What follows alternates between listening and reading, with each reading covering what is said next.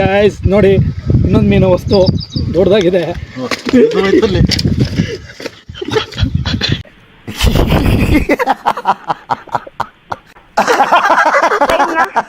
ಬೇಕಂದ್ರೆ ಸಿರಿಯನ್ ಅವರಿಗೆ ಕೆಲಸ ಇರಲಿಲ್ಲ, ಸೊ ಹಾಗಾಗಿ ಫಿಶಿಂಗ್ ಹೋಗೋಣ ಅಂತ ಹೋದ್ವಿ. ಹಾಗೆ ಹೋಗ್ತಿದ್ದಾರೆ ಇಲ್ಲಿ ನಮ್ಮ ಅರುಣ್ ಅವರಿಗೆ ಗೋಲ್ಡ್ ಕೊಡಬೇಕಾಗಿತ್ತು. ಗೋಲ್ಡ್ ಎಲ್ಲ ಅವರಿಗೆ ಕೊಟ್ಟು, ಸೊ ನಾನು ಗಿಫ್ಟ್ ಕೊಡ್ತಾ ಇದ್ದೀನಿ ನಮ್ಮ ಅರುಣ್ ರಾಜ್ ಅವರಿಗೆ.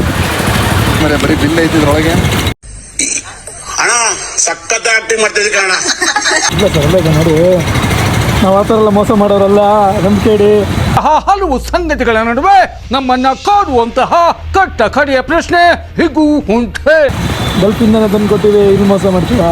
10 ಗ್ರಾಮ್. ಹಾಂ ನೋಡಿ ಗೈಸ್, ಬೈ ಮಾಡಿದ್ದಾರೆ ಗೋಲ್ಡು. ಏನಂತೀರಾ, ಚೆನ್ನಾಗಿದೆಯಾ? 10 ಗ್ರಾಮ್ ಇದೆಯಂತೆ.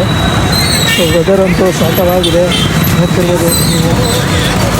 ಮಳೆ ಇರಲಿಲ್ಲ ನಮ್ಮೂರ ಕಡೆ ಅಂತೂ ಹೆವಿ ಮಳೆ. ಅಲ್ಲಿಂದ ನಮ್ಮ ಅರುಣ್ ಅವರಿಗೆ ಗೋಲ್ಡ್ ಎಲ್ಲ ಕೊಟ್ಟು ಒಂದು ಹಾಗೆ ಟೀ ಕುಡ್ಕೊಂಡು ನಾವು ಹೊರಟಿದ್ದೆ ನಮ್ಮ ಫಿಶಿಂಗ್ ಸ್ಪಾಟಿಗೆ. ಗೈಸ್ ನಾವಿವತ್ತು ನಾನು ಸಿರಿಯಣ್ಣ ಮೀನು ಹಿಡಿಯೋಕೆ ಬಂದಿದ್ದೀವಿ. ಸೊ ನನಗೆ ಇವತ್ತು ಮೊದಲ ಬೇಟೆ ಇಷ್ಟು ತನಕ ಆಟಾಡಿಸಿ ಇವಾಗ ಸಿಕ್ಕಿದೆ. ನೋಡ್ತಿರ್ಬೋದು ಎಷ್ಟು ಸಾಕಾಗಿದೆ. ಗೈಸ್ ನೋಡಿ, ಇದು ಯಾವುದೋ ಮೀನು ನನಗೂ ಗೊತ್ತಿಲ್ಲ, ಇದು ನಾನು ಫಸ್ಟ್ ಟೈಮ್ ನೋಡ್ತಾರೆ ನಾವು. ಗೈಸ್ ಸೀರಿಯಸ್ಲಿ ದೊಡ್ಡದಾಗಿದೆ, ಮಾತ್ರ ತುಂಬಾನೇ ದೊಡ್ಡದು.